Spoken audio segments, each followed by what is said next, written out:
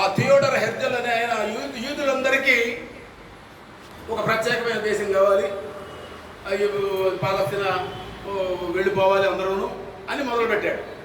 అక్కడి నుంచి కొద్దిగా మెల్లగా దాన్ని జియోనిస్టులు అంటే అర్థం ఏమిటంటే జెరూసలం మాది, జెరూసలం కోసము అనే మాట్లాడిన వాళ్ళందరూ జియోనిస్టులు అనుకుంటారు.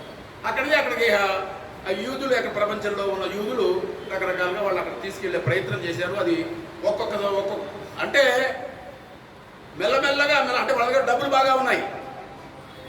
ఇవాళ అమెరికా వాడు యుద్ధంలో ఇంత చేయడం వెనకాల ఒక చిన్న అంశం, వాడి ఆయుధ వ్యాపారం ఇవన్నీ ఉంటే అమెరికా ఆర్థిక వ్యవస్థ మీద అమెరికా దేశపు యూదుల పెత్తనం చాలా జాస్తి. అంటే మనకి భారతదేశంలో గుజరాతీలు ఎట్లా ఉన్నారో మనం ఉదాహరణగా అర్థం చేసుకోవడానికి, అక్కడ యూదులు అమెరికా ఆర్థిక వ్యవస్థలో యూదుల యొక్క పెత్తనం ఆధిపత్యం అట్లా ఉంటుంది.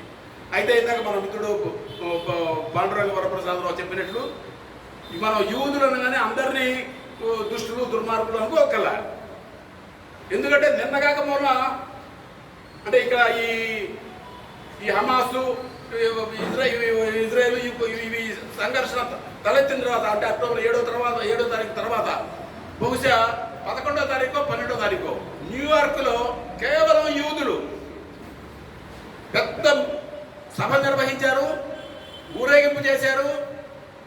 తక్షణమే ఈ అరబ్ జాతి నిర్మూలన, పాలస్తీనా నిర్మూలన అనేటటువంటి ఇజ్రాయెల్ వాళ్ళ కార్యక్రమాన్ని ఆపేయాలి అని వాళ్ళు నినాదం చేశారు.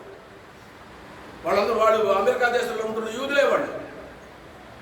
కిందటి శనివారం 6 రోజులైంది, ఇంగ్లాండ్ దేశంలో 1,00,000 మంది ఊరేగింపు చేశారు. పాలస్తీనా ప్రజల యొక్క అనుకూలంగా 1,00,000 మంది చేశారు.